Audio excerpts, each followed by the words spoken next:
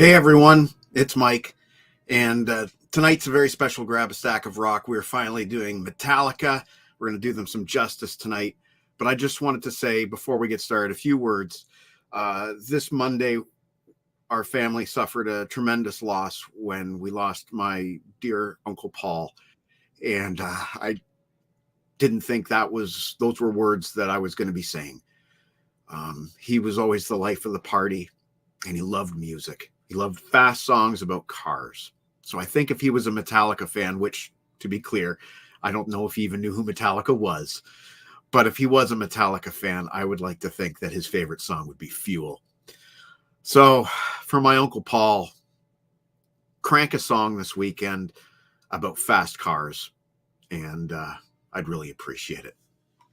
Let's do some justice to Metallica. Let's grab a stack of rock.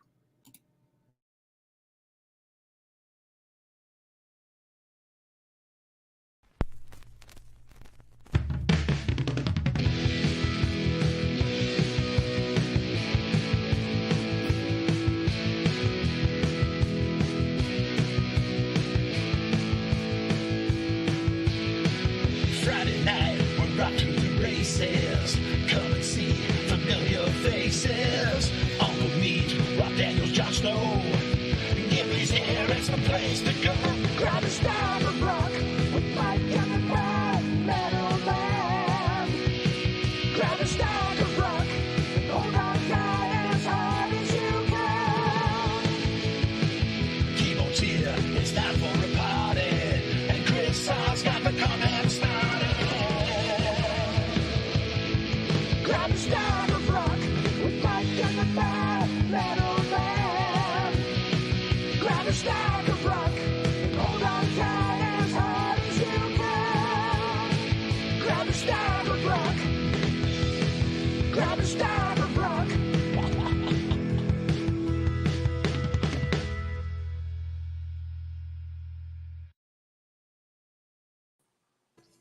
Welcome to the show, boys. Uh-huh. Yeah. Great to see you. Harrison Cup, fan Tim Lord. Oh, We have Aaron from the KMA, and of course we have Jex Caliber, who is not at the office tonight, I am surprised to see, but he is at home.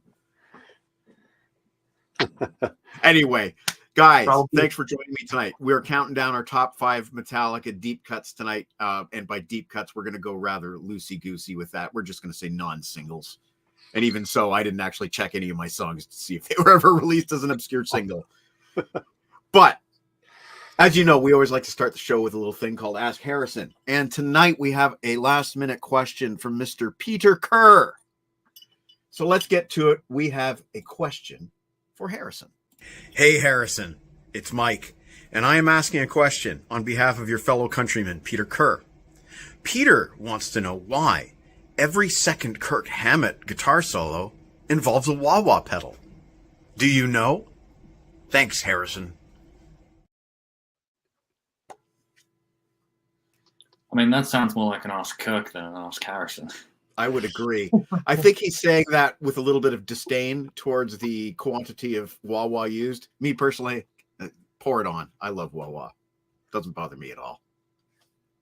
Anyway. I actually would have said it's maybe not even every second song. It's most of them. It's most of them, really. At a Anything certain from point, it became that way. Yeah, Black Album On, I think he really kind of discovered the wah-wah pedal, but I'm sure we'll get Yeah. into all of this. Before we get started with the list, though, I got something in the mail today. Do any of you happen to know anything about this? Guilty Parties that I'm looking at right now? This is the cast of, I'm seeing one guy who's actually right below me. And I don't know what you've done, sir.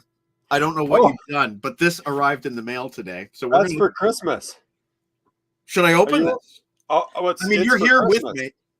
Okay, go ahead. Let's do it, man. I might not see you face to face before Christmas. For the record, is 24 days early. Yeah, I know, I get it, but I mean, come on, you're here with me. I got to do this now. It's just a wee something I found for fun. Well, I am honored to be sharing this moment with my friends. There you Okay, this is cool. This is cool. I don't have this one, incidentally. Oh, good. I do collect these. Star Wars Black Series figures, they actually release seasonal ones. And this is the, what's his name? K2SO? Is that his name, Harrison? Oh. Fact check me. From Rogue One. Rogue Yeah. One. Yeah, if you're talking about the Rogue One, yes. Yes, Yeah. and that is him dressed up in his seasonal colors there. And I don't know this droid. He's from a video game, I believe. But he's kind of seasonal looking too. Thank you, Aaron. Oh, you're certainly And he welcome. also, you notice he put the word bubbles there? Ho, ho, ho, MF. And he also, I screwed that up. It's supposed to say ho ho ho mofo. mofo, he just ran out of space. So this is I actually know. good. I'm the This one that made it. I could have figured it out. This is actually good, Aaron, that I opened this early because this is going to be the first Christmas decoration that goes up. That's what I use these for, is Christmas decorations. So I'm actually Awesome. going to get out my other ones and put them all together. Cool. Happy accident. Yeah. Very, very. Two more things. Tim Derling, what is your favorite Sammy Hagar album? You know, when you were, we talked about this off the group chat. I had no idea what you were getting at. I totally forgot we even talked about this. But I believe you're about to open it. Can you guess then? Give me your Yeah. guess. Yeah, Suckers Walk, Money Talks, etc., etc. Oh, I'm not sure because my track listing is in Japanese. But it's 1, 2, 3 Lock Box by Sammy Hagar, which you told me a few weeks ago was your favorite. It was when we were It having is. that Van Halen Yeah. discussion. Yeah. This is I my like first time. Marching to Mars, too. I know that album very well, but you know, that's I know cool. that's an odd one, but Well, that'll get it's really listeners here. poppy. It's really keyboardy. I don't care. I like it. I like Jack's that looking stuff. at you. This one. Oh, there it is. Everyone's marching Ah. to Mars.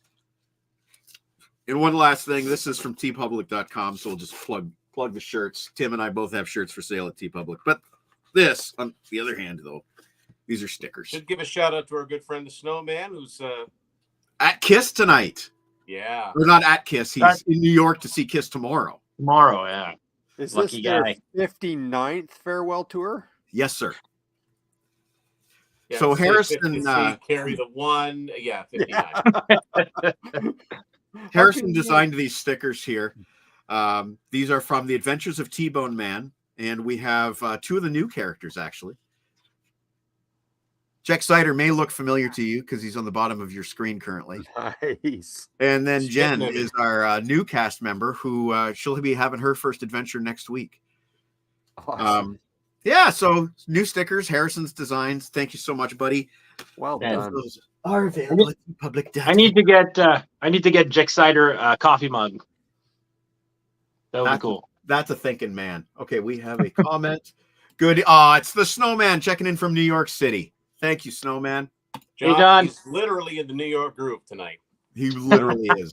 And he's been already checking out the sites. If you go to, I don't know if he's posted it on Too Loud, Too Old Music yet, but he will. He had his picture taken today at the intersection for Dress to Kill. So Yeah, That's have so a good cool. time, Snowman. Now I don't know anything about the geography of New York. Yeah. Yeah. Where is that? I Everything's right wonder. there. In comparison to the physical graffiti building, because that would be cool too. Oh. I don't know.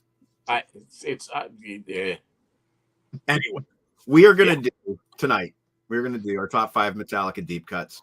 We have a guest list tonight, and I think what we'll do is we normally start with Harrison, but I think what we'll do is we'll run our special guest in the number 1 slot, then go to Harrison, then Tim, Jex, Aaron, myself. We'll all go around and around and around and around. Oh, Snowman says they are not close. No. And he would know. Confirmation. He is there. Okay, so let's get started. This is our top 5 Metallica deep cuts. This is a little list that we like to call Cinco de Listo. 5, 4, 3, 2, 1. You got my fingers in a fishbowl. Cinco de Listo. The pentagram made of crystal. Cinco de Listo. Got my bones left in a pixel. Cinco de Listo. One bullet shy of a pistol. Cinco de Listo.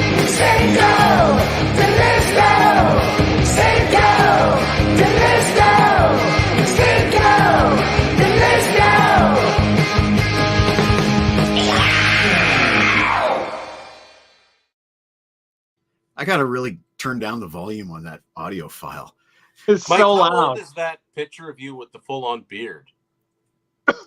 I wasn't paying attention to the video. Sorry, I You have got no to do idea. that again. I'm not gotta running cut that out again. That's like Billy Gibbons level. That can't be real. Oh. Anyway, that could be Photoshop. But I saw it on the internet. Of course you did. Anyway, you guys ready to count down your top 5 Metallicas? We're going to start with our special guest. Now, he sent in his videos in vertical format, so Harrison, you'll be invisible while the rest of us will be visible. This man needs... Yeah, why not? Yeah, you're used to it. This man needs no introduction, so I'm not going to give him one. Well, here we are at number 1. And you got to think, my number 3. Sorry. Wrong one. Number 5. Thank God I hit the stop. Okay, this man needs no introduction, so I'm going to flub it. Oh, hey there. Uncle Meat here. And been a while. And figured that 5 Metallica bangers is something I could join in on. I know you have quite the esteemed panel up right now, and hello to all of you. But I'll let them wax poetic more. I'm going to try to make these quick. My number 5, just going to quickly say, I have one honorable mention, and it is the only song this century that I'm picking by Metallica, and it's just an honorable mention. And what it is Suicide and Redemption. And from the album Death Magnetic. I think one of the reasons why I would include this is because it's an instrumental, and I don't have to hear yeah and oh. So it's probably why I would be into it. My real number 5 is the only thing on my list that is before 1990. So, par for the course. Satan's Fall, Curse of the Pharaohs, A Corpse Without Soul, Into the Coven, Evil. Together, they are a medley of merciful fate. Mike probably knew I was going to pick that. I've said many times, I think it's the greatest thing that they've recorded since And Justice for All. Still love it. My number 5 from Garage Inc. Merciful Fate. Back to you. So there's a story that goes with that, actually. And when I first met him in the late 90s, it would have... What year did that album come out? 98? 98. Yeah. So I was working at his store in Waterloo for a shift that Christmas, and I think I worked with him a couple of times, but that was a closing shift, and I ended up driving him home that night. And he's like, Mike, you got to hear this Metallica Merciful Fate medley. And I'm like, you mean the one that's on this cassette that I have in my dashboard right now? Popped it in, drove him home, fast friends. The rest is history. The rest is history. Oh, man. Hey, Roger, how you doing tonight? That's cool. That's how we discovered Merciful Fate and King Diamond. Thank you, Roger, for watching tonight. Love your Deadpool avatar. Harrison Kopp, your number 5. All right, so a lot of the well-known Metallica songs weren't singles, especially the earlier stuff. So my number 5 is sort of like a collection of just like Seek and Destroy, Four Horsemen, For Whom the Bell Tolls, Trapped Under Ice. Basically all these well-known songs that technically count, but that I'd want to talk about other songs on this list. So they're just all getting lumped in the number 5 spot. Okay, so there's the first cheat of the night. Can you list those songs? One too. Yeah. I mean, come on. That's like... Okay, you know what, Harrison? That's 3 weeks in a row that you've really twisted the rules. But can you just quickly run by those songs one more time? That was really fast. Seek and Destroy, The Four Horsemen, For Whom the Bell Tolls, and Trapped Under Ice. If you really want one, pick Trapped Under Ice. Okay, that's what we're going with. We're going with Trapped Under Ice. That's what I'm going with because I'm the executive. You have no power here. This guy's starting to, I think it's because him and Jex have been doing those LeBrain list shows without me. This guy here is starting to really kind of, sit in the captain's seat a lot more lately. We just discovered today that when I comment, it goes out under the show name. I noticed that. That was you, I guess. Yeah. I sent a message in the group chat saying, oops. Oh, okay. Okay. That settles that. Phantom Lord, which by the way, Harrison came up with these nicknames. Phantom Lord, your number 5. So I brought props because that's what I do. Of course. I'm all about Yep. show and tell. Yep, that's what the show's about. You know, I didn't want to dwell too much on covers because that's kind of not cheating, but it's covers. Meat just did But I picked a medley of them. but I picked one. I did pick one. Okay. And I picked it because I love it, and it is from the 598 EP Garage Days Revisited, The Small Hours, originally recorded by Holocaust.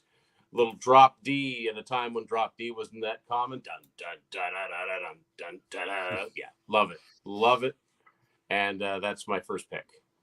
And you're kind of, for me, already underlining why this is so difficult, because that's a freaking great song, and I didn't really focus on covers, but clearly That's good because we wouldn't want to have any duplicates. not too much repetition, right? Not too much. No. Jex, what was your Harrison nickname? It was Jex Magnetic. That's what it was. Jex Magnetic is how we're going to refer to you tonight. What is your number 5? Oh, and let's see the shirt again. Let's do a close up and see the shirt again. There we go. Injustice. Really great. Awesome. Yeah. All right. What is your number 5, sir? First, can everybody see me okay? I'm not all pixelated. Okay. That's the biggest problem when I do the show here. All right. Excellent. This was hard, guys, because I'm like, does Metallica even have deep cuts? Because like it feels like all their songs are well known, but I guess because we're fans, so it makes sense. But I'm like, this was hard to think of some. But for the first one, I'm going to go with an album that's not very highly regarded by anybody. Oh, I don't think I have to go any further before I say it's Saint Anger. There it is. But it's not the songs, it's the sound, I think. The songs aren't so bad. It's just it sounds terrible. However, there's a song here that I just I love it, and it's called "Shoot Me Again."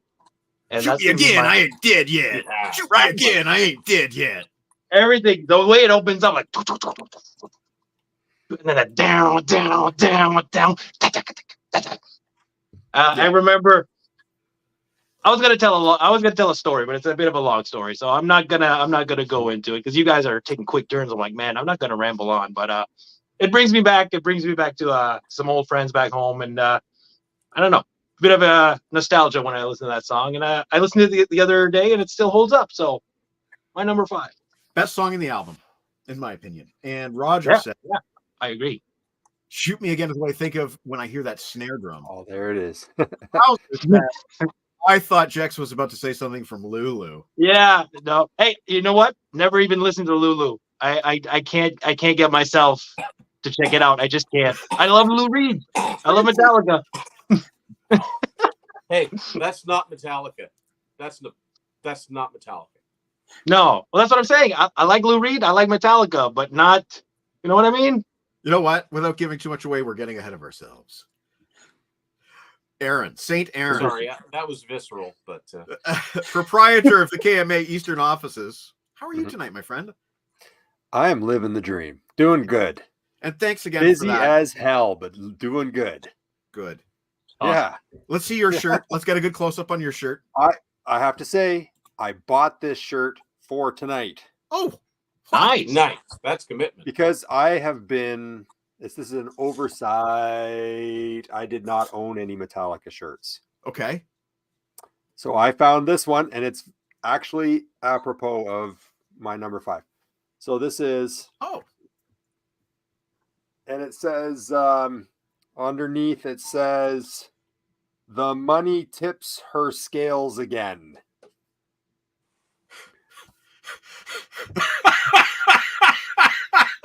Should have been buried in a dump with the ET Atari games. Talk about a deep cut, Roger. That's a good one, buddy. That's a good one. And that's a good shirt, Aaron. Yeah, well, the fun story about it is it's way too big for me, so I washed it and threw it in the dryer a couple of times, and now it kind of fits. There you go. You have a rather large, you're not a shorty. No, and that's it. This was a tent when it began. Wow. Yeah, so it's actually it kind of fits. It's really long still. My wife says that girls would dig that because it covers the butt, but that's okay. All right, Not that man. it covers mine, but like girls, if they were wearing it, Let's hear your number. Oh 5, yeah, my number man. 5. My number 5 is actually this song. That's why I said it's "And Justice for All." And Justice for All. I love that It's a song. brilliant song. Yeah, and the intro just gives you goosebumps every time. Yes. I actually didn't make any notes because I just assumed all of us had heard these songs, and that anyone watching this will know. So you know if what, not, Aaron? just go listen to it. You know what, Aaron? As far as notes go, all I did was kind of write down things I liked about the songs, and I didn't even do that.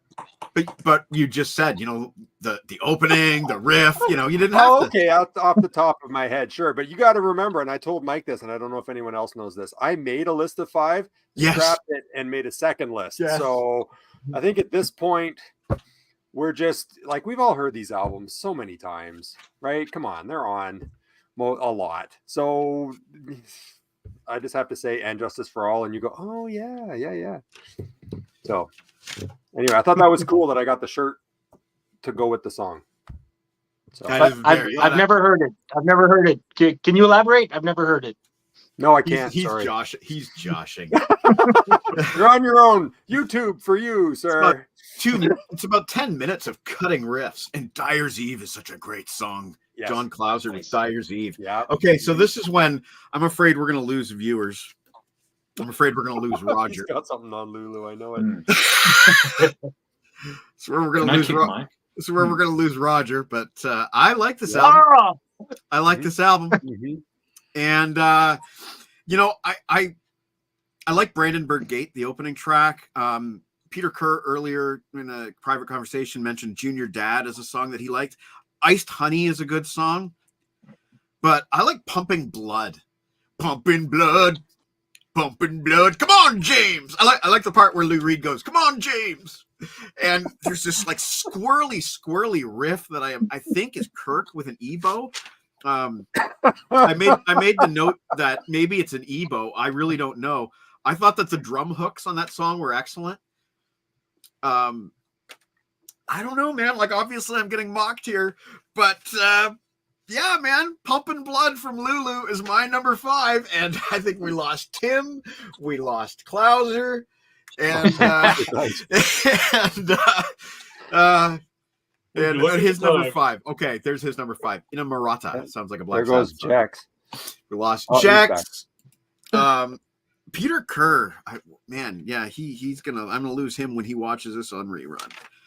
I like this album. In all fairness, Mike, it's been so long since I listened to it, I can't even confirm or deny.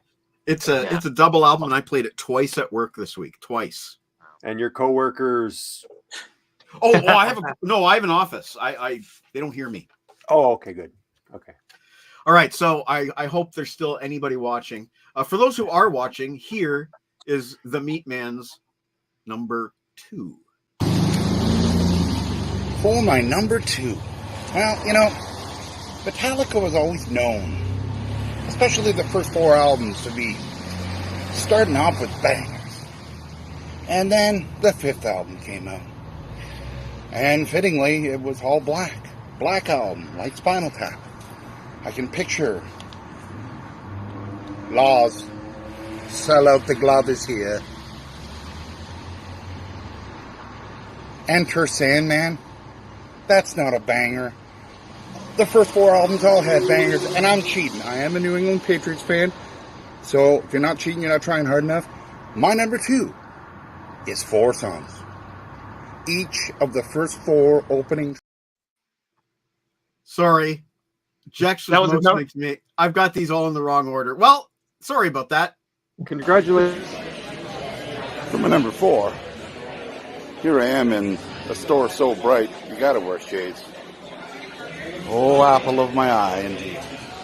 Number 4, you will do what I say when I say back to the front. And yeah, Disposable Heroes is number 4. What more can I say? It's a banger. Oh, it's a banger. Back to you. Yeah, I've got these all in the wrong No order. argument. Sorry about that. At least I It's didn't all spoil good. it. This is why Um, Harrison's taking over, because Mike's Yeah. lost the plot. Yeah, He's, right. So he's not posting Just like as we've- himself. He's picking songs from Lulu. Like it's over. I've lost that, and not only that, I've lost John Clauser and Roger Stevens. So Way to go. that's great. Harrison, can you please run a save here for us? What's your number Ooh. 4? Well, okay, so my number 4 is Hate Train from Beyond Magnetic. I like how it speeds up, slows down, speeds up, slows down. It's a bit long, but I think it's still good all throughout because James sort of changes up the way he sings certain parts a little towards the end to keep it fresh. Good call. I like that. So we've had one from Death Magnetic, one from Saint Anger. Some interesting picks. One from Lulu. I gotta say that Beyond Magnetic EP, I have Yeah. ranted about this before. It made me Amazing. angry Why? because they said, "Oh, it won't be a physical copy. You Oh. have to go download it." That's right. And then, like a month later, here are the CDs after we went and paid for it already. So Yeah, screw I you, made the guys. same mistake, Aaron. I agree. I have This the is same why memory. I will never. It wasn't a I will mistake. never They pay told us for it wasn't air. going to be physical. I made the same mistake Oh, by buying you did, it yeah. twice. Yeah. Yeah. Yep. I've Yep. got See- it on CD and vinyl. I will Did you never download pay for it? air. Nope. You- I'll no, never pay for air ever. Yeah. Ever in my life. Ever. Oh, hang on. Refused. We haven't lost Roger, people. He's drinking alcoholic eggs, so eggnog, I think he means. So you can make sense of Yeah. why the hell you picked something from Lulu and listen to it multiple times at work. Thanks for hanging on, Roger. Yeah. Roger, I will promise you that your patience will be rewarded. I promise you. Okay, Harrison, excellent pick. Tim, are you helping me kind of keep mental tally of these songs? Yeah, I am. Now, Okay. this is one that you mentioned, but you mentioned it out of turn because nobody else.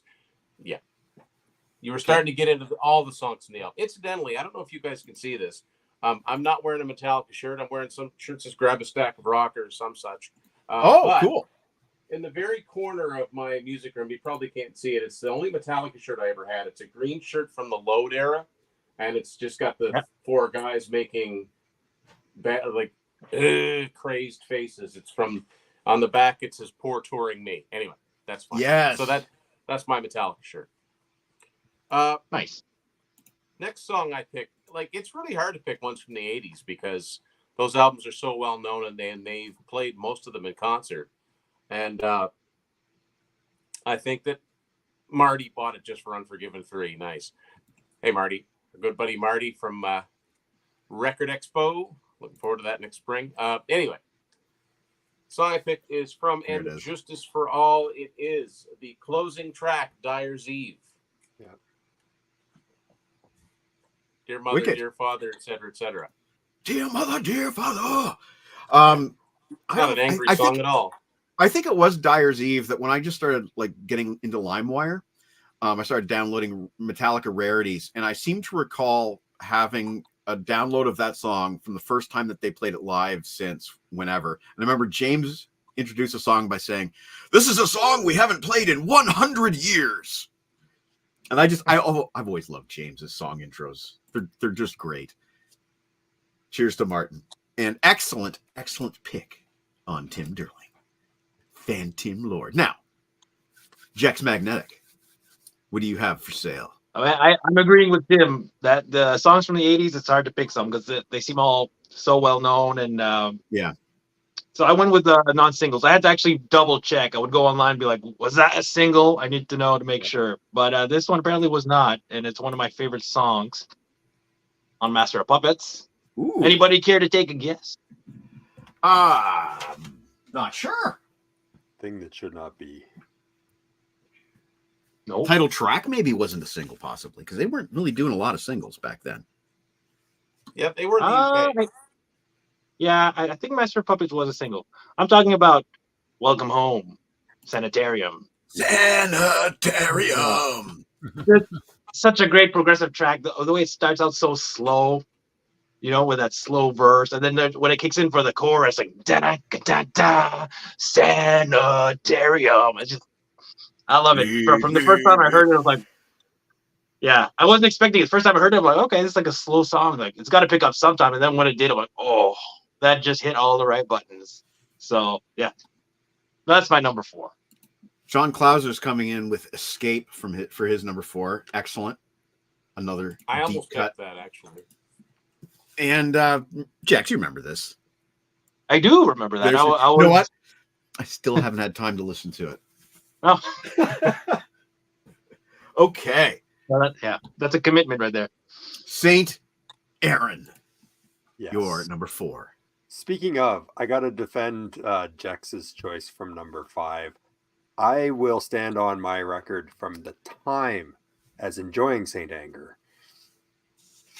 I like that record right from drop. Everybody talked about the snare drum and stuff. Whatever. I mean, it's still good songs. So my number. And I also had to ask. You said Harrison had made up names. Did I have one? Yeah, you're Saint Aaron. He put Saint Aaron on the artwork. Oh, Did you come up with that independently without noticing? I didn't even really read the artwork. Well, there you go. You came up with the same idea independently then.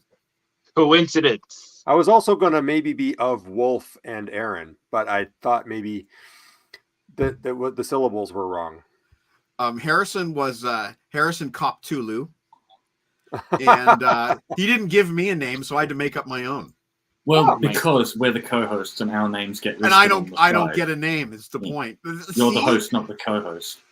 But I called us the 4 judge horsemen. and jury. I'm making a case here that this guy's trying to usurp me. Anyway, Saint Aaron, Judge, jury, and executioner too. There you go. Yes. So my number 4. All I have to do is say one word. What's that, Jex? Oh, sorry. Go ahead. Oh, sorry. I was just gonna say Uncle Meat. Uncle Meat didn't get a nickname, but he should be Metallica. That's just natural. That's just natural. Okay, Aaron, I'll let myself out.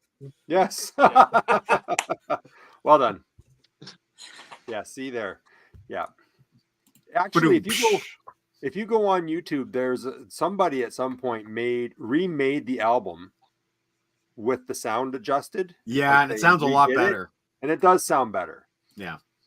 I think that's a production choice that they will regret that production choice.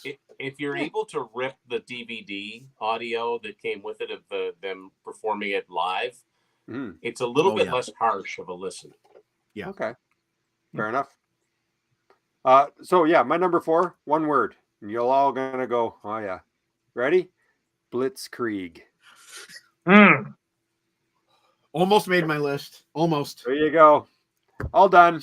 All I can say to you is Tim will know this album that I'm talking about. There was an album that came out in 1990, The New Wave of British Heavy Metal, that was compiled by Lars Ulrich. And that was the first time I heard the original Blitzkrieg by Blitzkrieg. Tim's going to go retrieve his copy. Anyway, that was the first time I ever heard the song. 5 years later, I met another guy, and he was playing me his copy of Kill 'Em All. And he's like, you got to hear this song called Blitzkrieg. And I was like, Blitzkrieg? And it was a cover, of course. I didn't realize it at the time, but I was like, holy shit, I guess I love Metallica too. Like I didn't know Metallica at that time, really. So that was my eye opener was Blitzkrieg. So this CD cool here, if I may, I found this a fluke at a pawn shop. How it ended up there, I don't know. But this has Diamond Head, it's electric. Yep. It's got Sweet Savage. It's not Killing Time's Eye of the Storm. Good song. I'm just listing the songs that have Metallica connections. Metallica covered. It's got Blitzkrieg by Blitzkrieg on here. This also has an early version of Def Leppard, Get Your Rocks Off, Iron Maiden Sanctuary. White Spirit featuring Yannick Gers. It's got Samson with Vice Versa. Awesome song. Tigers of Pantang. Yeah. With Witchfinder General. Witchfinder General. Great track on here, Trespass, One of These Days. Yes. Awesome song. That whole CD is great. Yeah. Lars put that together. Yeah. And just to highlight the comment from Mr. Kerr right there, worst drum sound in the history of rock. That is very arguable. I wouldn't argue with you. Oh, Loverman, another cover. That's creepy in a cool way. And Klauser, yes, you do need to find it. Trust me. My number 4, I'd like to dedicate to Roger. He's been hounding me all week. Somebody better pick Bleeding Me. Somebody better pick Bleeding Me. And you know what? I played as many albums as I could this week. And I played Load, I think it was yesterday. And I've always liked this as a rock album, you know, not necessarily a Metallica album, but context is important. When this came out in 1996, I felt like there was like a real vacuum. There was a real dearth of really solid traditional rock music. You know, Tim seems to be in agreement with me. A lot of bands were adding loops. A lot of bands were adding samples. They were downturning. They were becoming less tuneful. Whereas Metallica became more tuneful. They took like the opposite tack. They did kind of go with trends with their image. So let's not get Matt into and I that. did an episode just about that very subject. I think we went from 92 to 97. So once again, Mike, get out of my head. This has been an ongoing problem. I have a controversial statement about Load. It might be my favorite album. I wouldn't. It's probably the Metallica album I've listened to the most. I wouldn't fault you for that. I like it. I can't fault it for it. I played it this week a lot. I like it a lot. I get certain things that, yeah, okay, I agree that was unnecessary. Like, you know, the logo would have been nice to get the original logo, and you know, would have been cool if they didn't look like the Cure. But but do you remember man, it's about music. Do you remember what Jerry Cantrell wrote on his guitar during Alice in Chains' Unplugged performance? No, I've never seen it. I've only heard it. Me neither. But this is funny, and I remember it. Okay. Friends, don't let friends get friends' haircuts. And was that a swipe at it? These Absolutely guys? Was. Yeah, all in good Gotcha. fun. I thought that was funny. And look, it was the entry point for Roger. There you go. That's cool. It was probably the first Metallica album I was really waiting, like as a relatively new fan, because it'd been such a long gap. So it was exciting when it came out. And you're right, there weren't a lot of just basic rock albums coming out at that point. They all had some sort of alternative angle to them. And this was just a good, solid rock album. And Metallica were not to dwell too long on my pick, but Metallica were sounding really good at that time. I think James's voice matured very nicely over the years from Kill 'Em All. I think maybe he peaked around Justice, but around Load, he was adding more of a smoothness to his voice, which, you know, it's a matter of taste. It's a scale. I really liked the way James was singing. I've always speculated that he probably had a vocal coach at that point, and that's why he started singing a little bit more differently. That's just speculation.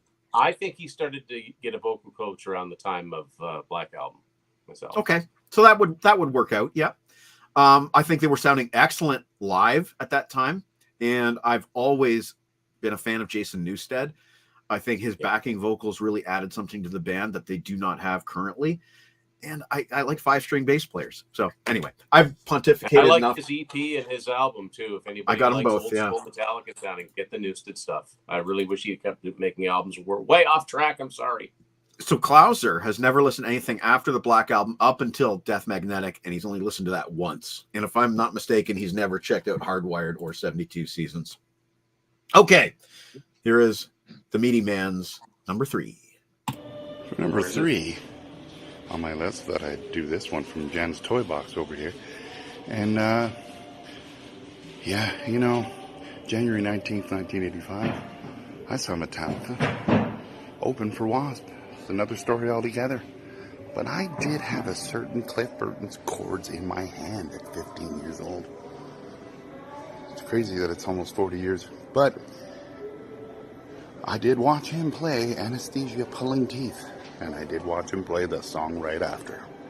Bang your head against the stage like you never did before. Make it ring, make it bleed, make it really fucking sore. Whiplash, number 3. Back to you. Oh, that's a good number 3. Excellent pick. And you can read that story of the Wasp Metallica show on my site. He wrote a review of it, and the story revolves around Geddy Lee and Alex Lifeson being in the audience that night. And Meat had an associate who said, guys, I just saw Geddy Lee and Alex Lifeson. And this guy was a known liar. You know, everybody had that friend when they were growing up that was like the known liar. Everything they said was BS. So like, what? Anyway, they read an interview with Blackie Lawless in the newspaper a few days later, or in a metal magazine or wherever. You know, they read an interview with Blackie Lawless referring to the Toronto show where Blackie Lawless says, Geddy Lee and Alex Lifeson were in the audience in Toronto, but they weren't there to see us. Well, there you go. That's the story. It was true. Geddy Lee and Alex Lifeson were right there that night and, you know, feet away from them. He's heard Hardwired in 72 seasons, maybe once or twice a piece. Okay. All right, Harrison, it is your number 3. All right, I'm going back to Beyond Magnetic again with Hell and Back. Wow. Killer riff, and I love the contrast between the moodier verses and then the building heaviness for the chorus. 2 from Death Mag. What's it called? Beyond Magnetic. Magnetic. 2 now. That's the unexpected. Didn't see this coming. Okay. I almost picked one from that too. I really like that EP. Mm-hmm. Okay, Tim, your turn. All right. Well, I'm going to the same album Mike just referred to. I'm going to go with the second to last song, Ronnie, which I think is Hetfield. I think he named it in honor of Ronnie Van Zant. That's just my guess. I've always thought it's a really, really cool song. It's always one of my favorites on the album. It's a little bit different, but I like the spoken word part. Yeah, well, all the green things died when Ronnie came to this place. I don't know. I like it. Yeah. The storyteller aspect. Yeah. That's great. I think it's got some cool guitar in it, and yeah, I like it. That's awesome. I'm so glad to see some love for the Load album tonight. This is great. All right, Jex Magnetic. You guys are making me realize I got to check out Load again. I much like John, I've only listened to it maybe once way back. I don't remember it. It's I think the only one I don't have. I realized when I was getting my Metallica albums ready, I don't have Load. Well, what happened, So, Jex? Did somebody tell you that Ray Coburn played keyboards on it or something? Yeah, really. What's the deal? We have waves. I'm out of here. That's it. Oh, No, wait, I don't know what happened. Jex. Martin's telling you not to bother. Oh, Now, I don't know Martin very well. I've only recently befriended him, but I'm assuming that Martin is a man of strong musical opinions. Yes. And I mean, Okay. I'm gonna say Marty's more of a metalhead, right? Okay. yeah, Jex? yeah. Okay. Yeah, So It's a Load wouldn't definite appeal to him. Safe assumption. Gotcha. Yeah. Well, Okay. I think that's why I kind of avoided it too. I was like, I don't know, it won't have the same feel, but I'm a little older now, a little more open-minded. I'd be willing to, give it a shot. You can get past the xylophone sounding keyboards on that opening track. Oh, wrong album. Sorry. Same Bob Rock though. There's a Bob Rock connection. But anyway. Yeah, true. Let's move on. Okay. Oh, and incidentally, you know what? Just before we move on, Load, I like Bob Rock's productions 99% of the time. Me too. I don't like it on Saint Anger. I don't like it on the Cult Self-Titled, which are very, you think about it, very similar snare sounds. Hey, and Henry is in the house. Nice to see you, Henry. Thanks for coming in. So yeah, I like Bob Rock's production. I find it nice and thick and juicy and beefy, like a tasty steak. There you go. Jex, go ahead. All right. So we're going to go for my number 3 from my favorite Metallica album. Yeah. It actually got mentioned earlier in the comments. I was very pleased to see it. Doesn't get talked about enough, I think. Escape. I love that song. I love it. It's on the second half of the album. It just, I don't know, it gives you that. That's all I can say. Escape. Who here has seen the home video called Cunning Stunts from the Load tour? I had it on DVD because it was one of the first DVDs where you could change angles on certain songs. At the end of it, they're doing this, they pretend to run out of songs to play. We don't know any more songs, and then Lars goes dun, dun, dun, dun, dun, dun, dun, and they playing it, but you can tell they're making fun of themselves. Yeah. I think it's a good song, but I think they got slagged for it because it was too off. In terms of Metallica, that was a pretty commercial sounding chorus, but I mean, it's still a heavy song. Yeah. All right. So where are we? We're on to Aaron now. Yes.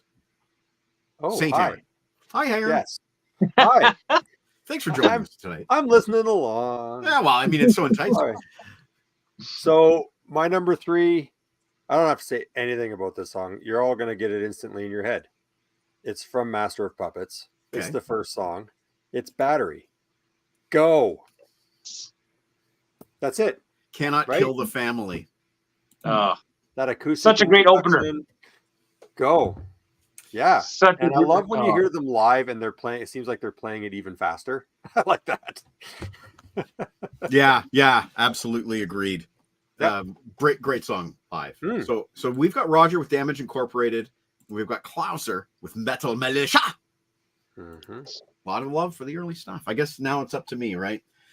Okay, so for my Here comes number, another one from Lulu. no. I no repeat albums. I'm not doing any repeat albums, but I think this is at least the second time we've seen Kill 'Em All come up. And from Kill 'Em All, you know what? I picked the opener. Hit the lights. Hit the lights. It's a great opener. It's so new wave of British heavy metal sounding, you know. I But wrote is it that a it deep sounds. cut? I don't know. Was it a single? I wouldn't call that a deep cut, but I'm not the host or the co-host. Well, this brings up an interesting point Mike made a long time ago in the LeBrain Train era about deep cuts, being that can an opening song be a deep cut? I don't want it. See, we were trying to keep things really simple tonight, Harrison. You were trying to keep things really simple. I'm not trying to get people disqualified. And It just reminded me of. Considering that you were the first comment. cheaty cheaterton of the evening, I don't think you're in any position to complain. Tim, I would listen to. My house isn't made on of the glass. other Thank you hand- very much. On the other hand, This is the he house didn't that pick Jack anything built. He didn't pick anything from Lulu either. Fuck you guys. Yeah. Which, by the way, I'm going to say it isn't even a Metallica album. Bam. I'm looking at something here, and I Anyway. don't even know if it's accurate, but it says here Whiplash and Jump in the Fire were singles for Kill 'Em All. I know Well, Jump. I knew Jump in the Fire was. I wasn't sure what the other one was.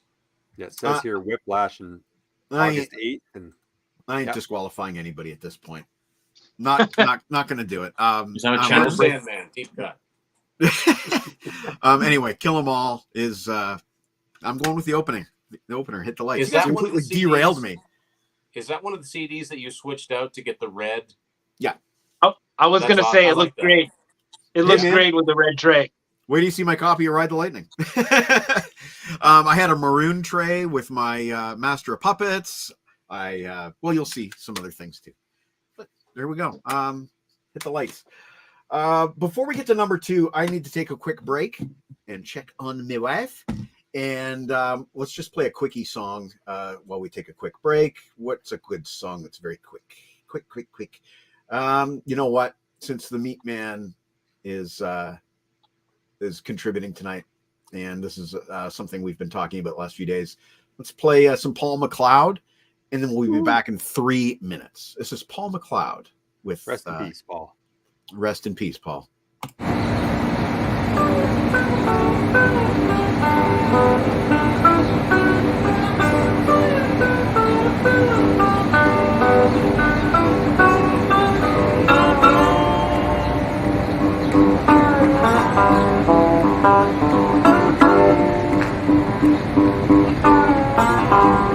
Down in the street they got something wrong. Oh, tell my baby I'm gonna forget some. Baby, she's been gone, and I can't do but wrong to my baby.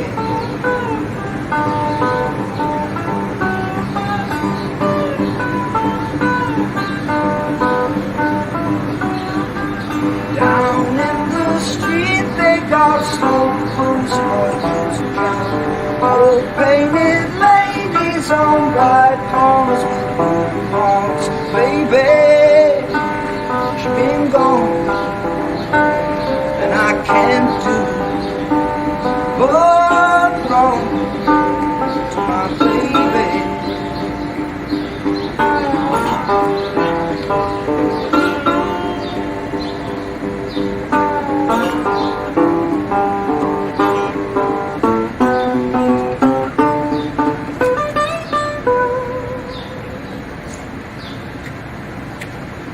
cry for me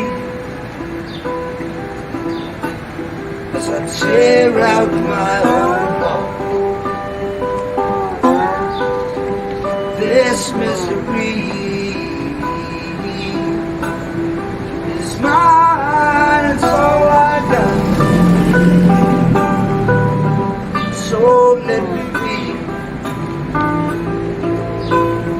They all know what I see. Down in the street, they got something for everyone. Go tell my baby I've gone for the kids. Baby, she's been gone, and I can't do but wrong to my baby.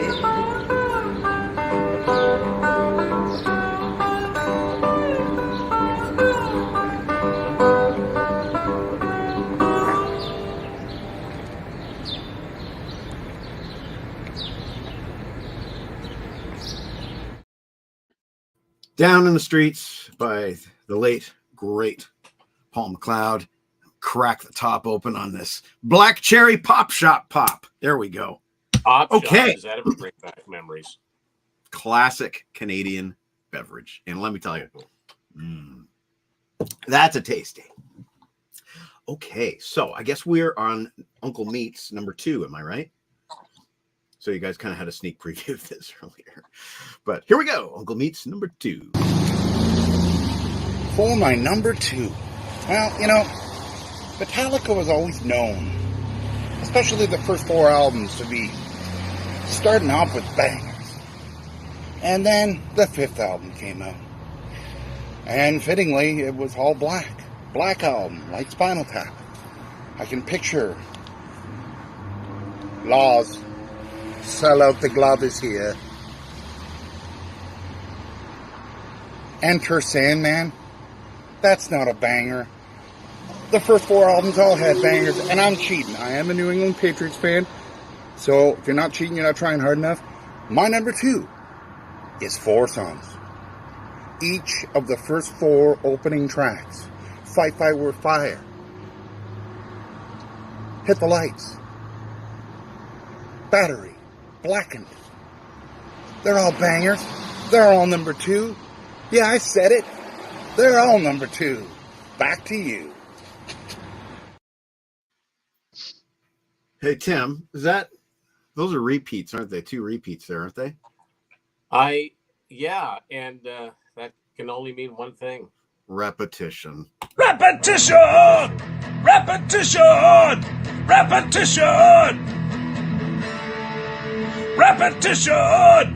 Repetition! Repetition!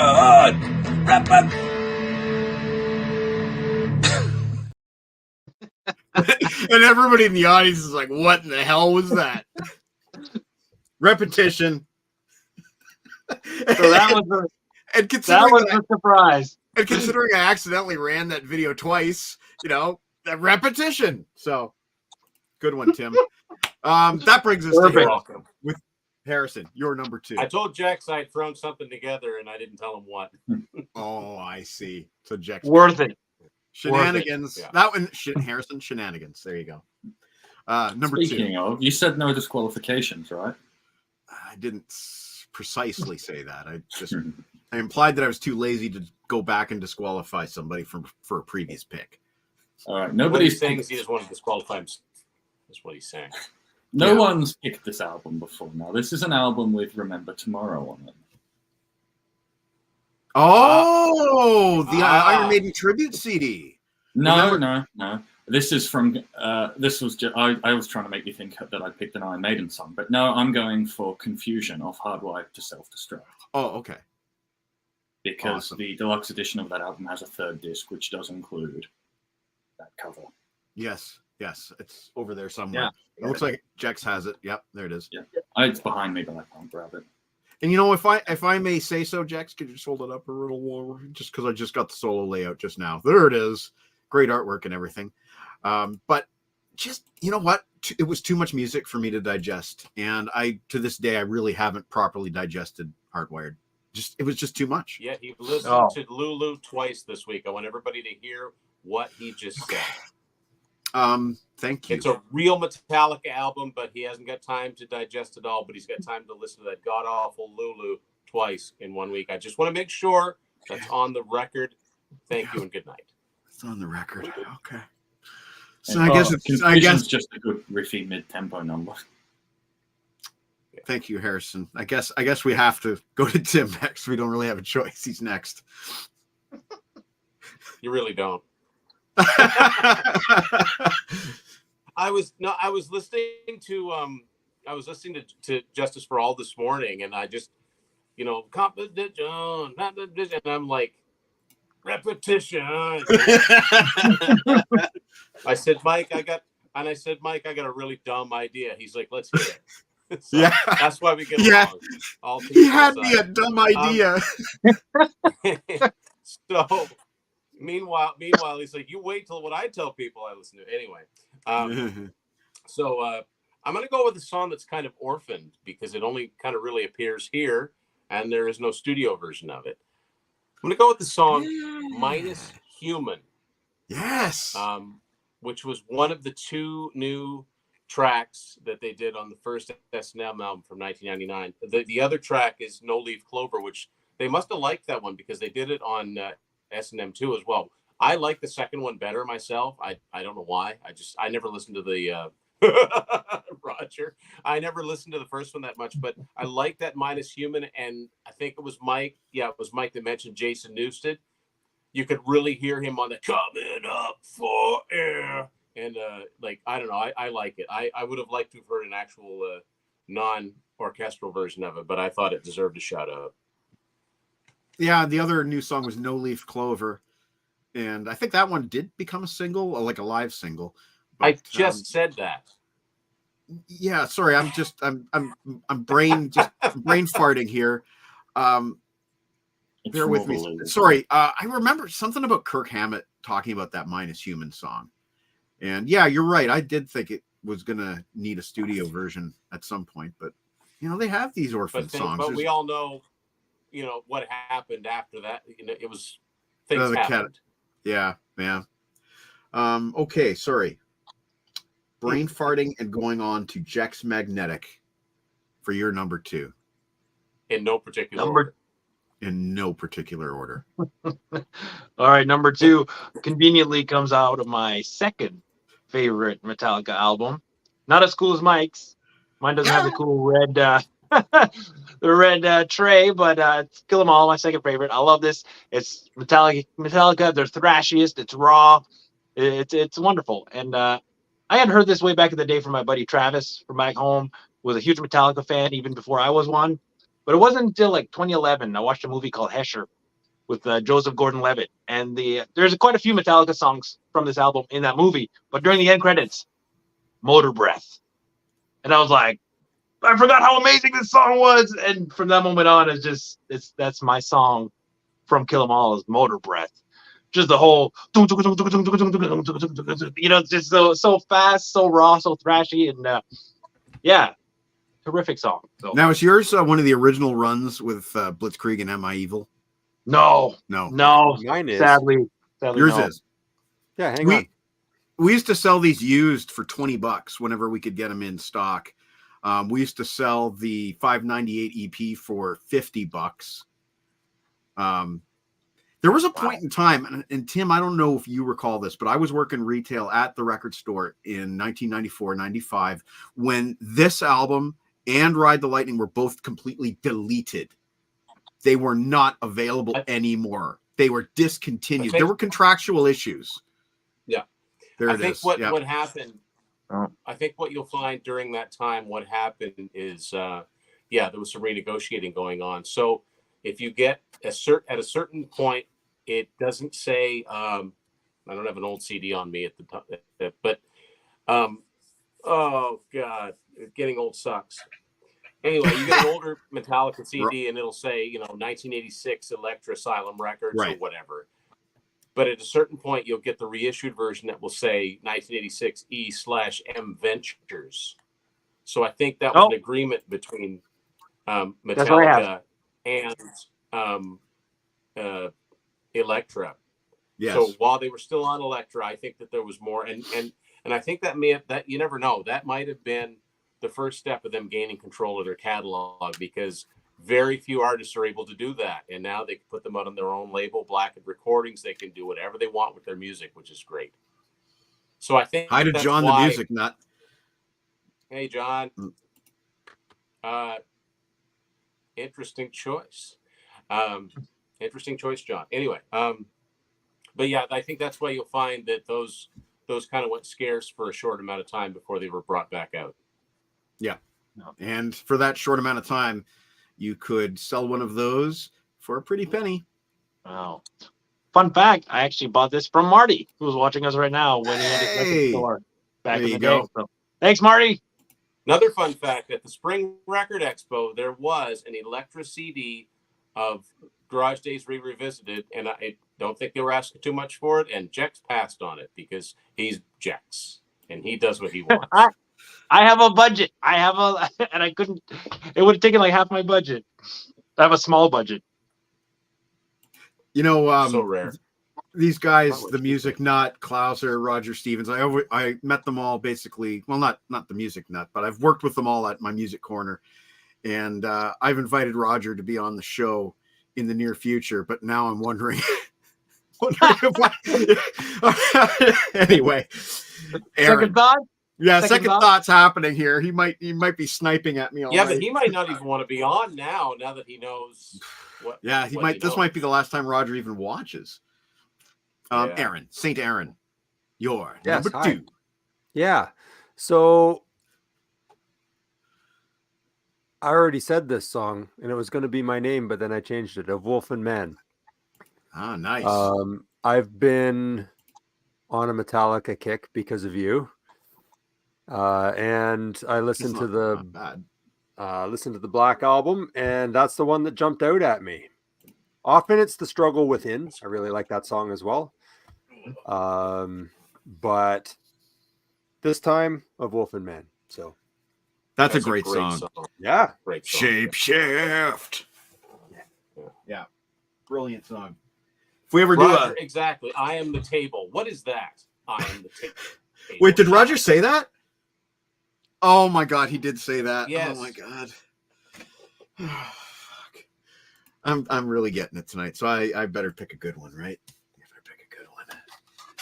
Better pick a good one. I think this is a repeat. John would thoroughly recommend Roger to be on. It sounds like we need to have him on. You guys need to have him on. Yes, I suppose. Oh, the like color that trays is such a brilliant idea. It sounds like something I would have thought of, but I never thought of it. But this one's also broken, I never worked in a music unfortunately. store and blame my buddy T-Rev. I don't know, at one point in our collecting lives, I don't know if he had a single album in his CD in his collection that didn't have a modified case. Like, he would steal a color, he would steal anything. Inner shell, outer shell. Not steal. We didn't steal. We would swap. Yeah. Like my Kiss Hot in the Shade has a beautiful like baby blue tray that perfectly matches the Egyptian sky. And I was stolen from I think it was Madonna Bedtime Stories. Anyway, my number 2. I think this is a repeat. Fire with Fire. Nope. I don't think What's so. it right here? Thrash fucking heavy is what I wrote. No, I think Meat picked Fight Fire with Fire in his too. Didn't he? No. Oh, did he? Was that? Oh, yeah. He did? Listed all at once. Oh, well, yeah. That only means one thing, guys. It only means one thing. Repetition! Repetition! Repetition! I can't believe that I wrote Thrash fucking heavy as my note. I also wrote that it had a really catchy Lars drum part, which is not untrue. Say what you want. He comes up with some catchy drum parts. So, Repetition, my number 2. Fight Fire with Fire. Oh, we lost Jack's back. Okay. So, I guess we're heading into the number 1 slot now, right? Correct. Okay. Well, here we go. The Meat Man, his number one. Well, here we are at number 1. And you gotta think, my number 3 was an ultimate banger in Whiplash. My number 2 was 4 ultimate bangers as the first 4 albums openers. What could number 1 be? Oh, it was the only thing I thought of when I thought about doing this. And it's the last song chronologically that they did on their 4th album. Funny, album-wise, the song after this is technically Enter Sandman, but they went out with a bang.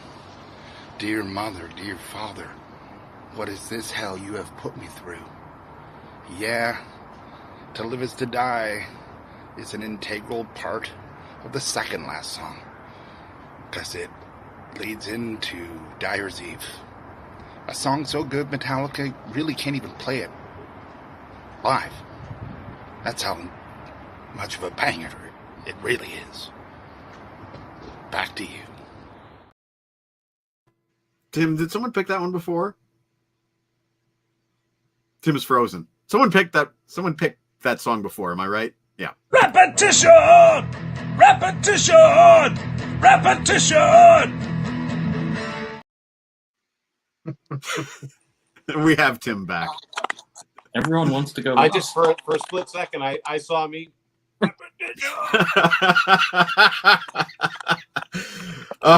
Roger is on fire tonight. Notice he spelled fire correctly. And that was in regards to this comment here.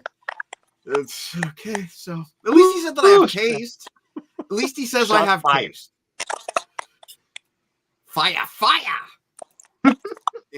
And John Clauser picked Dyer's Eve. So there you go. Repetition. Harrison, your number 1 Metallica track. Deep cut. Sorry? All right. Sorry. Wait. No, I did have one other comment. Meat is technically incorrect. The next Metallica song was not Enter Sandman. It was Stone Cold Crazy. Okay, sorry, Harrison, you're number 1. All right. This is another repeat album for me. It is the title track of the second album. I kind of see it as the spiritual successor to Seek and Destroy because it opens with a very cool, similar guitar part. That's a killer opening. Killer guitars, killer riffing, great chorus. Ride the line. And is that a repeat? No. No. I can't remember. It's not a repeat? Okay. No. We're having trouble with Tim's microphone again. It's coming Yeah, out guys, squirrely. I can tell I'm about to go. It's going to go. Do you want to do your number 1? Yeah, I will. I don't know what's going on, but it's making that clicking sound. I can only do StreamYard for so long. Okay. John Sorry, Clauser I'm mentioned this, but it's not repetition because he's not on this, but he did mention it, and I couldn't agree more. Here Comes Revenge from Hardwired to Self-Destruct. Great song, and I really like it. I really like the animated video for it. It's really demented, but I like it. Anyway, guys, this has been fantastic, but I can tell that StreamYard is going to tell me it's time to go. Yeah. This was a lot Thanks of for fun, hanging in, buddy. guys. We will Hey, we Tim. will see you all. I'll talk to you again. tomorrow. We'll talk tomorrow. Ciao, buddy. Later, Tim. So much. And the Phantom Lord has left the building. Great pick, Now Tim. it goes. And I think we would normally go to Jax next. So let's do Jax. Yes. All right. Number 1. Hold on. Jackson's having difficulties. 2. All right. Number 1. Huh. What is my number 1? Oh, I had an honorable mention actually before my number 1. Go for it. But I couldn't figure out if it actually is a deep cut. It wasn't a single. I looked it up. But I feel like they play it all the time in concerts. And anyway, I'll let everybody be the judges. Through the Never. Through the Never. Yeah, that I'll count that. It's not a single. Right. But I love that riff. And then- Banner. Yeah. Exactly. Like that riff. I had to put it as an honorable mention just in case, but it's not my number 1. My number 1 comes out of an album that we saw a lot, many times tonight. Am I frozen? Can you guys hear me okay? I can hear you fine. You're a little pixely. That's all. Yeah, I had to put my Wi-Fi back on. But yes, and Justice for All, and I'm going with a song that got mentioned a few times again in the comments. I was happy to see The Frayed Ends of Sanity. Well, And you know what that means, Jax. Repetition! Let's Repetition! Repetition! Repetition! Repetition! Repetition! at least Tim is still here. At least Tim is still here in spirit. In spirit, he's still here. Through the Never doesn't count. They named a movie. Oh. Hey, I have that in my notes. Check this out. What's his name? Roger? Roger. So I said this only made it as an honorable mention because I think it's no longer a deep cut. I believe it once was throughout the 90s. Yeah. But since Metallica released a movie of the same name in 2013, it's a song everybody knows outside of the album. So it got cut from my list. Okay. See? Okay. Fair. All right. Fair. So let's get back to The Frayed Ends of Sanity. Mike and I talked about it because I've read your review on your site. And you didn't care too much for that song, specifically the chanting at the beginning. Oh, we, oh. So I sent you a video earlier. The March of the Winkies from The Wizard of Oz. Yes. Now, I sent you a video earlier, and I'm not going to even risk playing it because if I do, I'll probably get a million copyright strikes. But it was a New Kids on the Block song called No More Games. And that same hook was in there. Oh, we, oh, oh. And but Metallica did it first. My wife just walked past my door singing games, games, games, games, games, because she was a New Kids fan back in there. Anyway, my point being, I can't get past that, Jex. I can't get past that. Like, New Kids were like fucking Satan when I was growing up in the 80s. My sister loved them. And incidentally, I had a discussion with my sister today, Dr. Catherine. And she expressed, not regret so much, but just, she's like, she can't find any redeeming qualities in their music today, is what she said. So anyway, long story short, the New Kids on the Block tainted that hook for me forever. Oh, man, no taint here, man. I think it's fantastic. The way that the chanting transitioned into that riff, I think it's great. I think it's a great song musically. I've told Mike this. I won't go into it, but I told him I never really listened to it lyrically.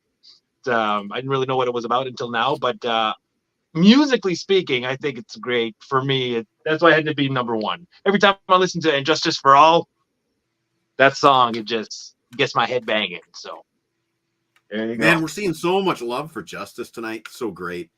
Underrated. And, not one of us even mentioned the bass or lack thereof. And when I listen to it, it's like it's just Justice. It just is. It just is.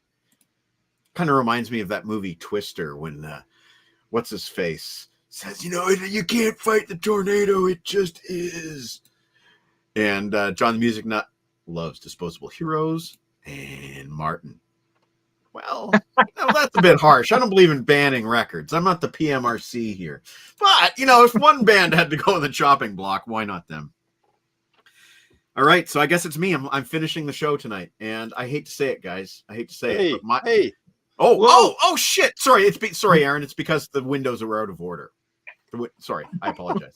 I mean, you can go if you want. No, it's just the windows were out of order. And again, that's the second time I've got confused. And Harrison is eyeing my. Look at him. His eyes are literally moving as he's eyeing my throne. What? You usurper. He's so lost right now.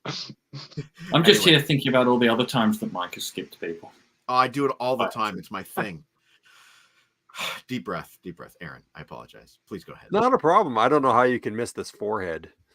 Anyway. Look at this. Roger is on fire tonight. Maybe it is good that we're going to have him on the show. Oh, my dear Lord.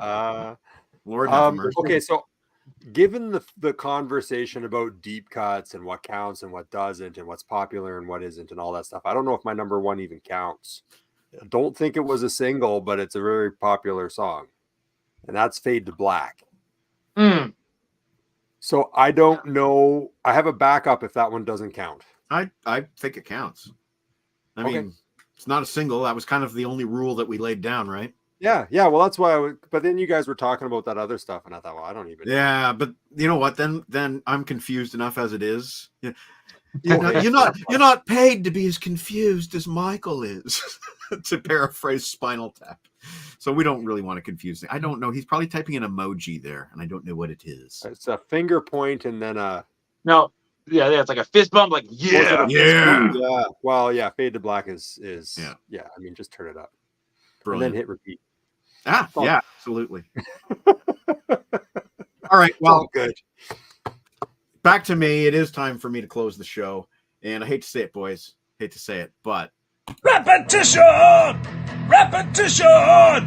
Repetition! yes, it is. We're doing. And hang on, I gotta try to open this. This is a 2 CD case. You probably have noticed, but haven't questioned yet. But check out what I. Oh, yeah, I totally did. Okay, you didn't, but it's one of these cases. Check it took that me out. an embarrassingly long time to work out how to open that the first time. Whoa, wait a minute. Wait a minute. What is that? Mine looks like this. Yeah. No, there's my Justice. There's my CD single for the promo CD single, therefore I'm counting it for And Justice for All. Oh. 2 versions there. There is the album version, which is almost 10 minutes, 9:44, and then there's an edit version, 5:59. So that's kind of my Metallica rarity to show tonight. And I have a lot of Metallica rarities, and we will have to do more Metallica in the future, just so I have a reason to show off things like my fan can, my Death Magnetic box sets, or even my Black Album box set. We never looked at it. We were supposed to back in May, but somebody ruined that. Anyway, And Justice for All. What more can be said? Repetition! Repetition! My hand slipped. That was an accident. I wrote that it has brilliant riffs and that it's my favorite song from the album. And I think it is. And it wasn't always. I think Blackened might have been my favorite song at one point. Harvester of Sorrow, perhaps. Dyer's Eve. But right now, my favorite is And Justice for All. And that sort of goes back to something that I said when I reviewed this a couple of months ago. I finally got around to reviewing Justice. And I said, the interesting thing about this album is it lives with you over the years, and you do grow to have different favorites over the years. You might tire of Harvester of Sorrow, but all of a sudden, the next thing that you want to hear is, Freight Ends of Sanity. OEO. But, I'm supposed to be talking about the title track. And, it is pretty ballsy to have, a 10-minute song as the second track on your album. This was Metallica indulging themselves. I always think of that scene in Star Trek II, The Wrath of Khan. Are you guys familiar with that movie? Star Trek II, The Wrath of Khan. I always think of this particular scene. They're taking the Enterprise out on a training cruise, okay? At this point, Kirk is Admiral, and Spock is actually the captain of the Enterprise. Mr. Sulu's at the helm. They take the Enterprise out of space dock, and Spock gives the command, Mr. Sulu, you may indulge yourself. And then you just see Sulu, he gets a smile on his face, and he takes the Enterprise for a spin, And that's what I feel And Justice for All was for Metallica. At this point, they had enough success that they could pull this off. This is a double album. Remember back in the day, vinyl, this was a double album. Right. And how striking was that cover on the record shelves? I distinctly remember walking into A&A Records at the local mall, Stanley Park Mall, and seeing this vinyl on the shelf with that green tinted logo and just thinking about how fucking sharp this record looked. That is, in my opinion, Metallica's best album cover to date, at this point. Maybe have they surpassed it? No, I don't think they have. I think this is Metallica's best album cover. It really was striking on the shelf. It was weird to pick up a studio album by a band and see side 1, side 2, side 3, side 4. It's like, whoa, double albums. That's like live albums. That's greatest hits albums. It's not studio albums. I'm ranting on about the album, but I think I'm getting my point across. And I really do love it. And that's Metallica, folks. We had yes, thank you. We had some serious shenanigans tonight, a lot of mistakes, a lot of disqualifications. Let's get to the comments. Martin, thank you, sir. Oh, thank you. Now, I have certain friends that if you do this, it means that you're supposed to punch them in the nuts or something like that. I don't know. Whoa, wow. 4 different versions Jeez. on vinyl? Okay. I think Marty's gonna have to come on the show and do a little show and tell. Whoa. Now, hold on. Roger, what's your fucking problem with Star Trek, buddy? You know that one of our best shows, show number 11, we did Star Trek. You're aware of that. You see in the intro, Kevin Smister holding the making of Star Trek book. Okay? Easy, Mike. Roger, I think you just hit a nerve. Don't mind Mike. It's all right. Hey, he's been sniping at me all night. Anyway, we got Henry in the house here with the only thing that I have that might be rare is yes. It is behind me. It is currently. Can you know what? I'm gonna go get it. Why not? Right? We have time. Sure. Talk amongst yourselves. Bartenders.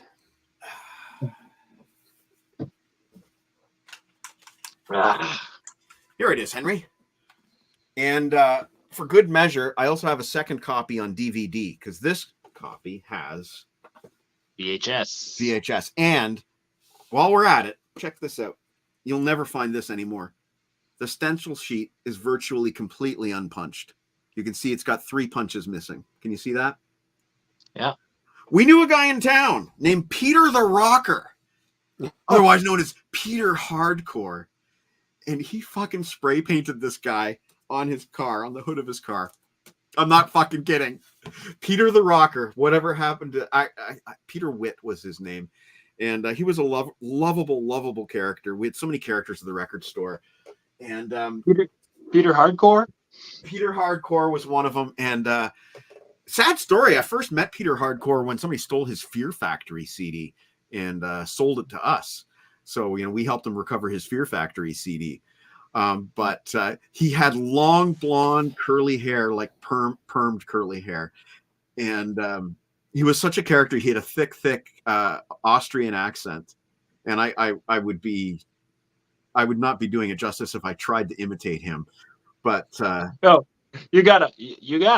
Well, I remember when he changed his name from Peter the Rocker to Peter Hardcore, and he'd come into my store. I'd be like, "Hey, it's Peter the Rocker," and he'd go, "No, I'm not Peter the Rocker. I'm Peter Hardcore." He kind of changed his musical taste. He was already kind of evolving down that industrial path with bands like Fear Factory, but then he went like Skinny Puppy and all of these bands that I would have no idea. And I remember my sister T-Rev and I went to go see the Beavis and Butthead movie in the theaters, which would have been about 96. Yeah. But 1996, Peter the Rocker, Peter Hardcore was in line ahead of us. I remember my sister thought it was absolutely hilarious that he had a black toque, and for the Americans, the audience, a toque is a knit cap, a wool cap. Some of you call them beanies. We call them toques. Cut a hole in the back of his toque so that his hair could go out as a ponytail. You ever seen that before? No, that's hardcore. That's hardcore. Oh my God, we have Roger. There's only one star in Star Wars. No, sir. You can have both. You can like pudding and Jello. You can, to quote Sir Laurence Olivier in Spartacus, you can like both snails and oysters. Good one. I'm not sure what Martin's agreeing with, but he is agreeing with something. More spiked eggnog. Henry, that's great. Mine is a DVD version, much smaller. Yes. That is in the other room, and it comes with a miniature version of that stencil. Where's the oatmeal stout? That sounds interesting. We'll have to do that on our drunk show that is possibly coming. Oh my God. I'm going to catch it. I can't remember if I've seen it, honestly. I have to. There's a new one? There was a new one, yeah. I forgot Do America. I just showed my son Do America for the first time maybe a month ago. He just laughed and laughed. I remember. He's 14. I remember, Aaron, and this is sort of like the end of the show rambling, but and there is a Metallica relation to this. But when that movie came out on VHS, I recorded on my mixtapes a specific rant that Beavis went on in that movie.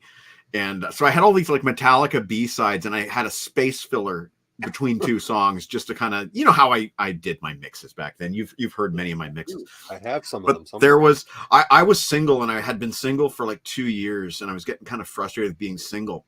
And there's this rant that Beavis has on the bus, on the tour bus. And he's like, "We're never going to score. We're never going to score. Look at that old lady. She's an old lady, and she probably scores all the time." And I put that in between like two Metallica tracks. I thought it was the funniest thing in the world, but it was me taking out my anger on having been single for 2 years. Oh, I haven't seen There that you go. movie in so long. Do you remember I that remember scene, the- though? Yes. Yeah. Kind Well, of. I just saw remember it that. recently, so hey, I've got a beer. I mentioned You Ice want Honey, some? man. No, but we were talking about doing a drunk show earlier. I proposed the idea, but no one's into it. It's not one of my favorite albums, Martin. I kind of prefer the way they evolved away from that speedy new wave of British heavy metal sound to something a little bit more, I don't know, thick. I find the later stuff a lot thicker. But, you know, that's just my opinion. A lot of people like the speed of Kill 'Em All. I don't think James, like I said earlier, James's voice to me really evolved and grew and matured, you know, in my opinion, peaking around Justice. Yeah, I like how Kill 'Em All is so raw. It's the beginning, right? It was you got to start somewhere, and I dig it for what it is, and you could really sense their influences, their inspiration on the new wave of British heavy metal. You could really feel it there. So, but I think Marty was asking more about the title change of how it was originally "Metal Up Your Ass" and became "Kill 'Em All." I don't care for the original title. I like those T-shirts that you could find with the toilet. Yes. With the dagger coming out. It's kind of funny, but I prefer the other title. I'm not going to say Kill 'Em All is a mature title, but it's certainly more mature than a Metal Up Your Butt. Right. Well, I've been saying fuck all night. Why am I not saying ass now? There's just something. Anyway, it's been a long week. Please excuse me for my two flubs, and Harrison, you'll never take my throne. He's like, I cannot read his face at all. Hey, Mike. Yeah. Sleep with one eye open. Yeah, sleep with one eye open. Oh, speaking of Let's which, just say Hertz does the ass that sits on the throne. Okay. And speaking of what Aaron just said, Enter Sandman, I'm embarrassed to say my wife shouted Enter Sandman as her number one. And I'm like, how is that a deep cut? That's like their most well-known song. It's on the radio. It's on the radio all the time. Maybe it's a spectrum. Maybe it's wrapped around and met itself. So now it's transcended single. And now it just is. It just is. It's part of the gestalt of society at this point. Exactly. Yeah. Roger has a trivia question.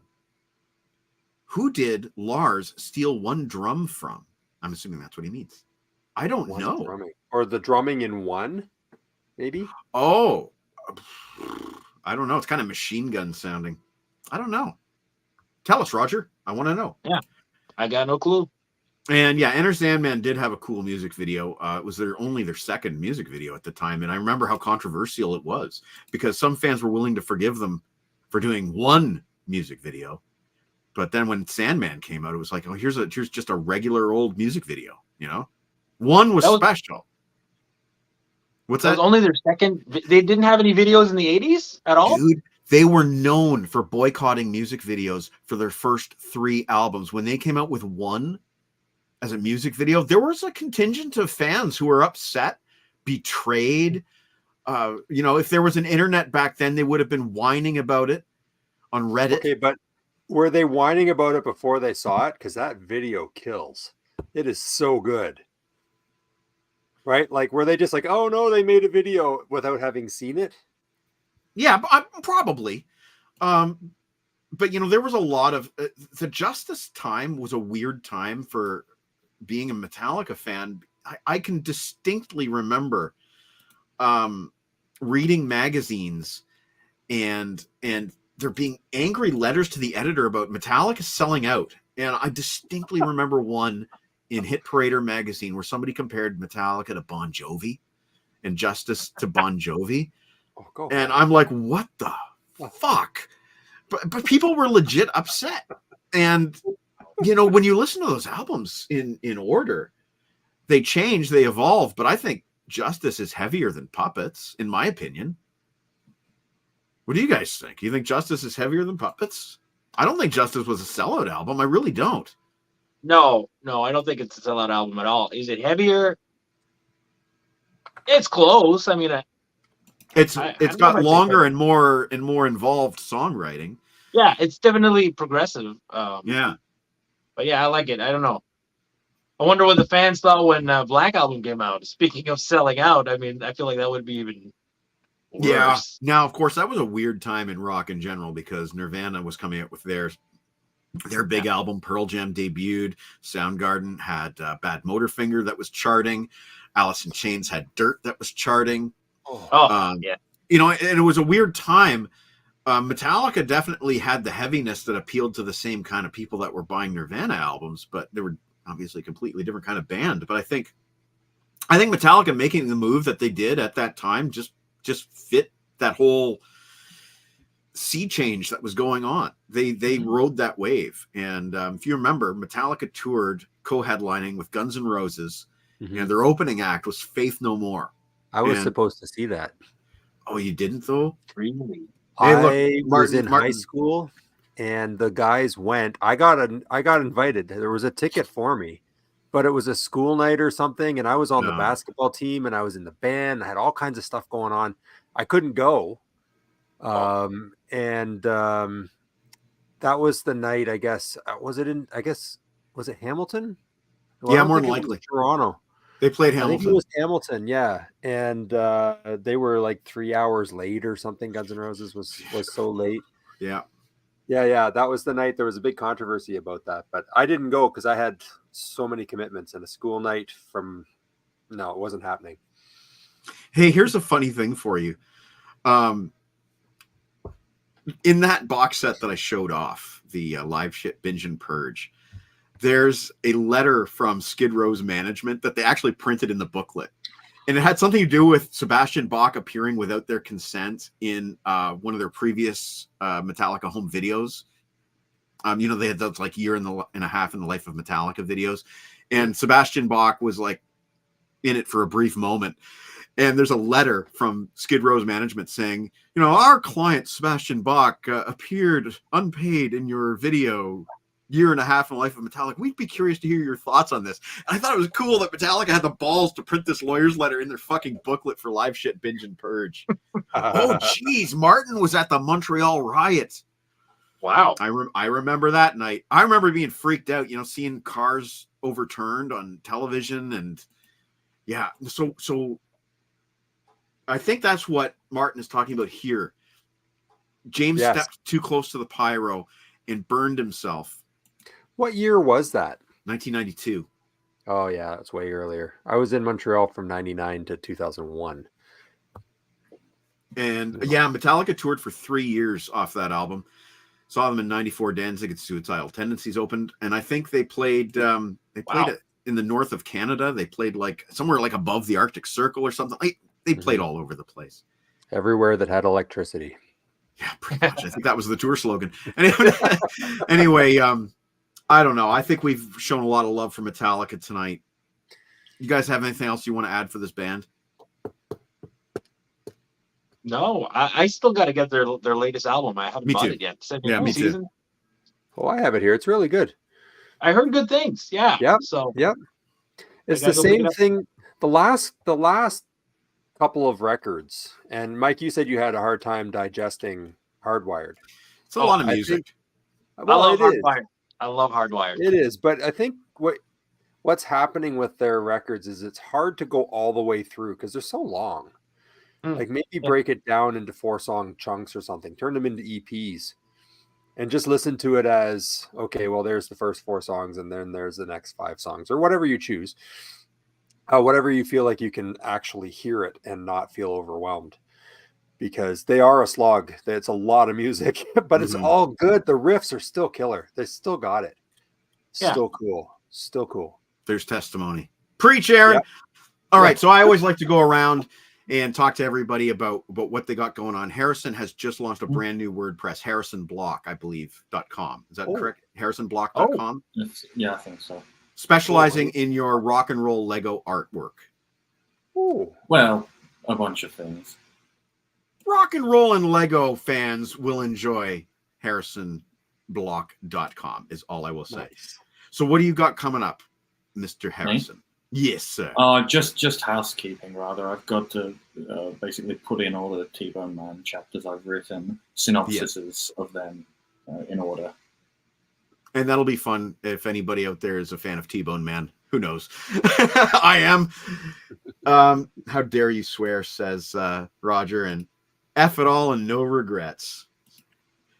Saint Anger around my neck. Saint Aaron, you are still posting on Keeps Me Alive every single day. 3 times a day right now. There you go. Wow. And are you still kind of going through all your Toronto scores? Oh, that's yes. Well, see, here's what happened. I have had a list on my desktop, and every time I buy records, I'd put them at the bottom of the list, and then I would get to them in order, and it just got longer and longer because I keep finding things that need to come home.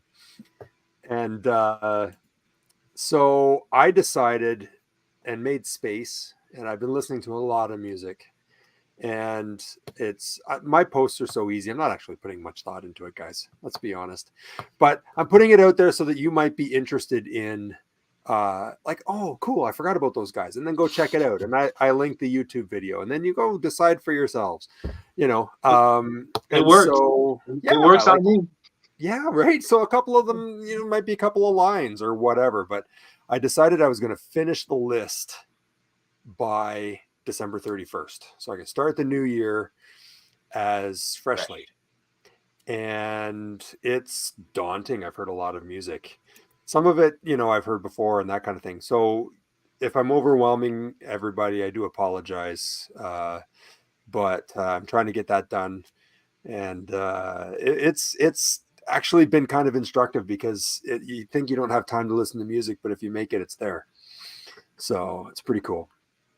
And what comes in the new year, I don't know. Frees me up to do whatever I want. We're only a few weeks away. And Martin, by all means, subscribe to harrisonblock.com. You will not be disappointed. I promise you that. You're going to see some really, really good creative. Big round of applause for Harrison Cthulu tonight. Very humble he is. And Roger, yes, you're allowed to swear in the show. And if there's a drinking show, I volunteer as tribute. What do you got coming up on jexcaliber.wordpress.com, Mr. Jex? Right now it's kind of a quiet spell. I don't really have much going on. Like I usually post on Fridays. I didn't post anything today. Although I did review the new Ace Frehley single the day it came out. So there's that. But I don't know. I have projects, but they're also big and require a lot of work. So I think early in the year 2024, I'm really going to crank it out. I got a lot of reviews. I got a whole list of stuff I want to do. But right now I'm just kind of taking it slow. I started an Instagram, so I'm still kind of playing around with that. Yeah. So you can find me on Instagram, guys. It's easy, jex.russell. And everything I post is also posted simultaneously on my Facebook page, which is Jex Russell's Final World. So, yeah, I've been playing around with that. And that's pretty much it. Other than that, kind of quiet spell, which is unusual. I'm usually quite busy, but a little quiet right now. Well, we'll be keeping you busy in the coming weeks, I promise. We have some projects that we need to anyway. We always like to go out on a song, and tonight I want to go out on a tune by a band whose music is now available for streaming for the first time ever. So it's a local band called Plasticine featuring Rob Zabo and Steve Strongman. This is a heavy duty rocker called Bones and Clothes. So everybody have a great Friday night. And we will see you in a couple of weeks for another special list show. Take care, everybody. Ciao. Bones and Clothes by Plasticine. Check them out on your favorite streaming service. Thanks, everybody. A little bit of Judas Priest. Are you ready to get your medium shot?